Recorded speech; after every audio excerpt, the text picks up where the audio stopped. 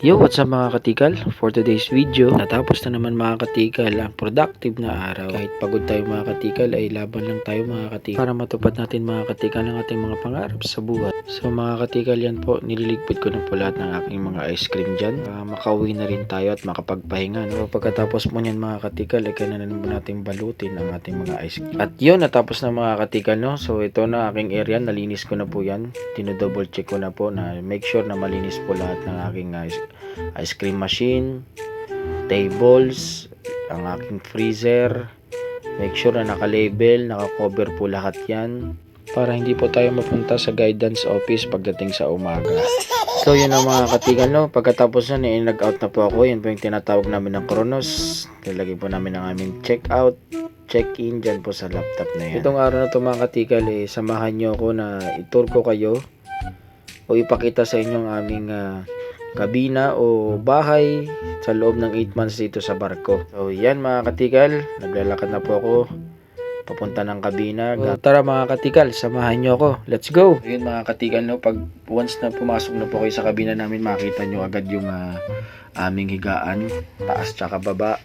Pero yung ibang kabina po mga katikal, tatluhan po minsan. Kasi yung last contract ko, tatlo po yun. So dito dalawa lang, no. So ayan, ito po yung luggage namin, mesa, may ilaw, mga lagayan ng kung anong anik-anik dyan. Tapos ito po yung aking higaan na sa baba po ko. Yan po. Yan, may CP holder, may lagayan ng mga CP, may tissue, CP holder. Ito po yung ibang aking mga gamit pa yan, mga grocery ko po yan mga katikal. Pang ewan ko, abot ng 8 months yan sana, para makatipid. Tapos hindi ko po pwedeng buksan yung higaan ng aking kakabin, no? Siyempre may privacy din po siya. Tsaka ito po yung mga shelves, lagayin po namin ng mga vitamins, kung ano man po mayroon dyan, tsaka mga importanteng bagay namin, at tsaka mga mahalagang bagay o kaya dolyares. Nakayabang na naman si Tikal TV. O yan po, 2 bolt po yan. Tapos po ito po yung aming lagay ng mga damit, tokador. Ito po yung dalawa naming life jacket.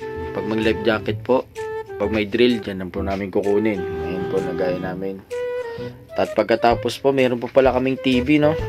Minsan maboboring ka, nanonood ka ng mga palabas. Marami po yan mga katigal, libre lang po yan. Telepono, pag tumawag si amo para bigyan ka ng banana. Joke lang. Tapos ito po ang aming fridge. Nag-stock na po kami ng minsan soda, kasi minsan pag nagpi-pick up meron po kaming binibigyan po kami ng mga soda, kaya pag bibili kami sa mga crew bar or mingles. Yan po. And then ito po yung aming CR. Siyempre may salamin na malaki dyan para pagpapasok ka, no? Kitang-kita mo yung mukha mo kung okay ba. Ito po yung CR namin, no? Yan.